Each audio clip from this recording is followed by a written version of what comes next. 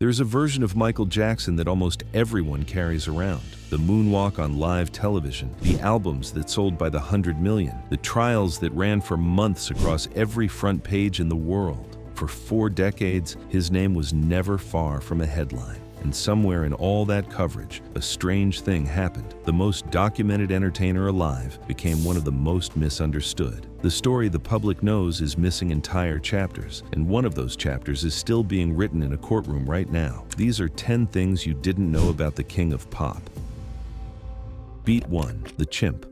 The first one starts in the mid-1980s, at the absolute peak of his fame, when the most famous man on the planet adopted a baby chimpanzee out of a research laboratory in Texas and named him Bubbles. This wasn't a publicity stunt or a prop for a music video. It was a companion. Bubbles traveled with Jackson on tour, sat beside him on private jets, and had his own designated space at Neverland Ranch. Photographs from that era show the two of them together so often that the image became shorthand for everything the tabloids wanted to say about him, that he was strange, untethered from reality, a man who had lost the plot somewhere between Gary, Indiana, and global superstardom. What those photographs actually showed was something more human than strange. Jackson had been performing since the age of 5, raised and managed by a father who ran the family like a business, with very little room in that childhood for the warmth and simplicity most kids take for granted. Bubbles represented the things that childhood never had: uncomplicated, loyal, entirely indifferent to fame.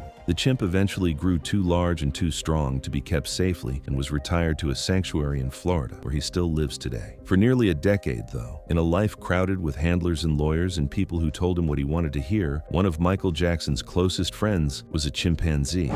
Beat 2. The Black Belt.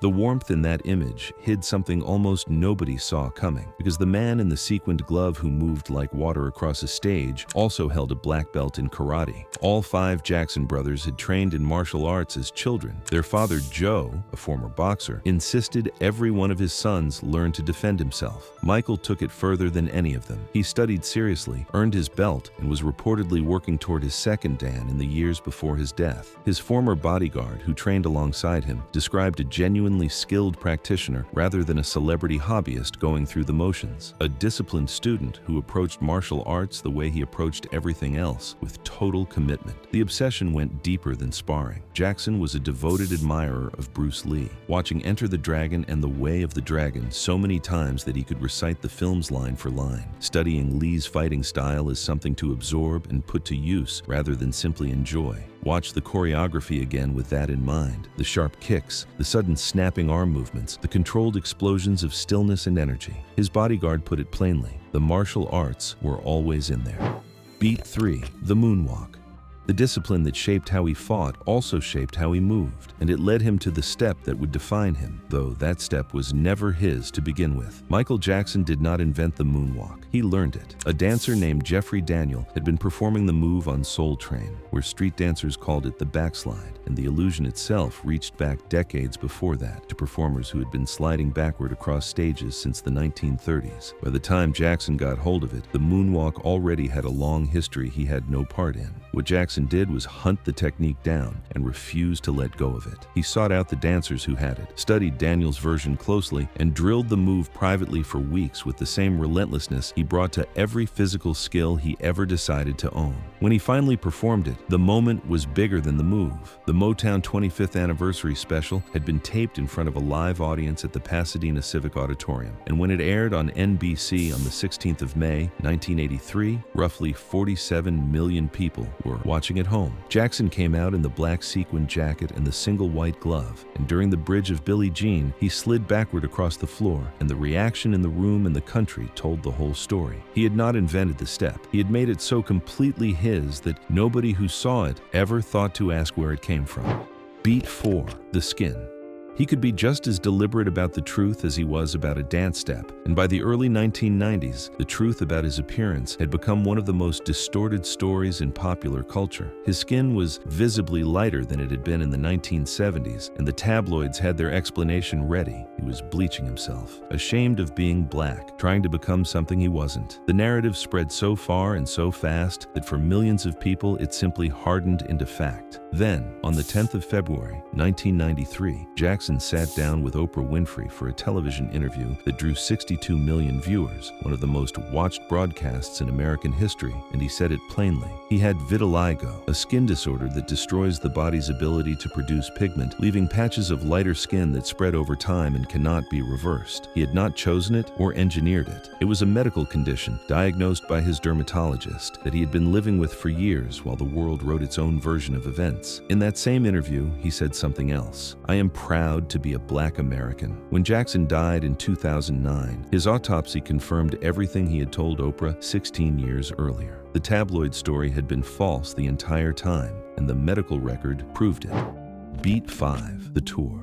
The press that scrutinized his face spent far less ink on what he was doing with his money in that same era. When the Dangerous World Tour launched across 3 continents in 1992, ticket revenue for the run came to somewhere near $100 million, and Jackson gave all the profit away. The full amount went directly to charitable causes, including his own Heal the World Foundation, which he had founded that same year. While the press constructed narratives about his appearance and his eccentricities, he was quietly making one of the largest charitable commitments in the history of live music. It went beyond writing checks. During the Bosnian War, as Sarajevo endured one of the longest sieges of a capital city in modern warfare, Jackson personally organized and funded the airlift of 46 tons of humanitarian aid into the country. Food, medicine, and supplies flown into a city that was still under fire. No press conference was arranged around it, and no announcement was timed to it. The aid arrived, and the story barely registered against the coverage of a man whose every other move was being photographed and dissected. Most of the people who watched his victory tour and bought Thriller by the millions never knew this chapter existed.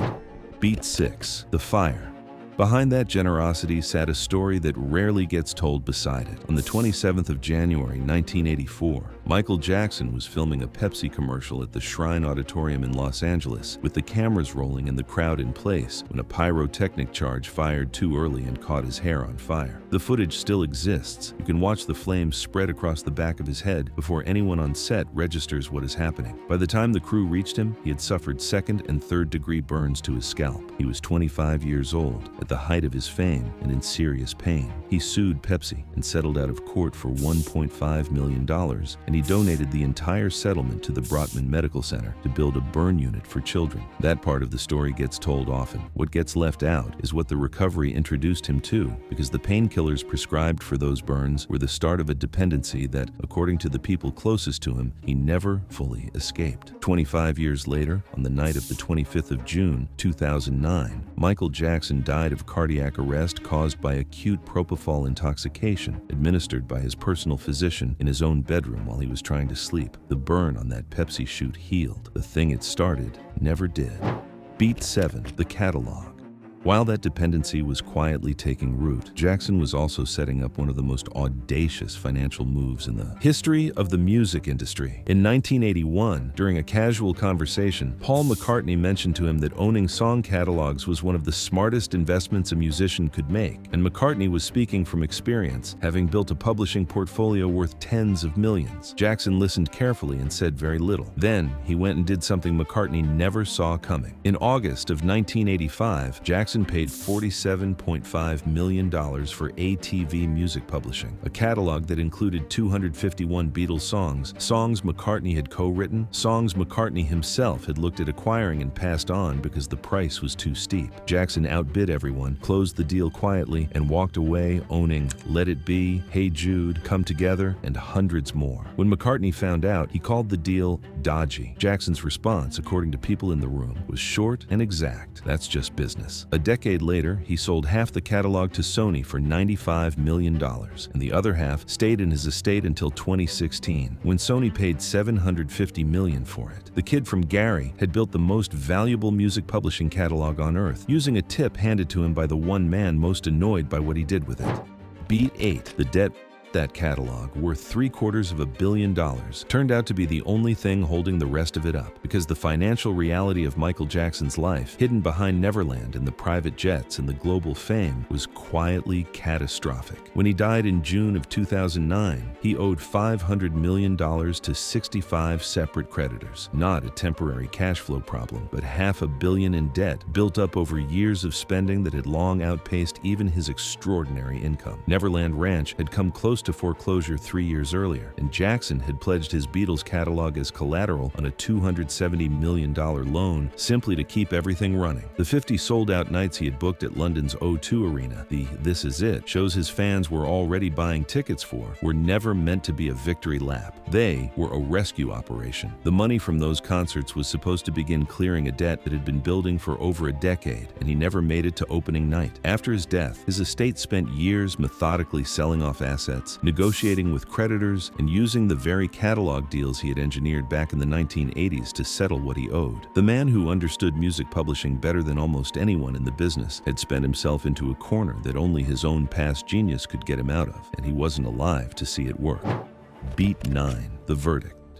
The debt was one story the public mostly missed. There was another buried even deeper. In December of 2003, Michael Jackson was indicted on multiple counts of child molestation in Santa Barbara County, and the trial that began in January of 2005 ran for 5 months and consumed news cycles around the world. On the 13th of June, 2005, the jury returned its verdict, not guilty on all 10 counts, every single charge. The acquittal was reported everywhere. What came after it was reported almost nowhere. The FBI had been investigating Jackson since 1993, 12 years of federal scrutiny spanning 2 separate sets of allegations, conducted with access to evidence and witnesses well beyond what either the civil or criminal proceedings had examined. In 2009, after Jackson's death, the Bureau released its files, and the documents confirmed that after more than a decade of investigation, federal agents had turned up no evidence of criminal conduct in either case. That conclusion came not from Jackson's lawyers and not from his publicists, but from the Federal Bureau of Investigation, and it was published and then almost entirely forgotten, buried under a narrative that had already made up its mind. The 62 million people who watched the Oprah interview learned about the vitiligo. Very few of them ever read that FBI file. Beat 10. The lawsuit. All of which is why the news that broke in February of 2026 landed the way it did. 4 siblings from the Casio family, among the closest companions Neverland ever had, children who spent long stretches at the ranch through the 1990s and into the early 2000s, filed a lawsuit against Jackson's estate, alleging that he had groomed and sexually abused them during those years. The allegations were grave, the timing was striking, and the history of the accusers made it more complicated still, because these same siblings had spent years publicly and vocally defending Michael Jackson. They had contributed recordings to a posthumous album. They had given interviews affirming his innocence. Now they were in court saying the opposite. Jackson's estate called it a desperate money grab and pointed straight at that history. The case is still unresolved. What it exposes is the tension sitting at the center of Michael Jackson's entire story. That 50 years of fame, 4 decades of scrutiny, 2 criminal investigations, 1 federal inquiry, and more written words than almost any other figure in American cultural life have still not managed to settle the question of who he actually was. The chimp, the moonwalk, the Beatles catalog, the fire, the debt, the verdict, all of it sits beside allegations that his most devoted defenders once dismissed and now insist are true. Michael Jackson sold 1 billion records and left behind a legacy the world is still arguing over, and that argument is nowhere close to over. If this story held you, you are exactly where you belong. Offscript publishes new documentaries every week, the real stories behind the names you grew up watching. Subscribe so you never miss the next one, and drop a comment below telling us which of these 10 surprised you most. We will see you in the next one.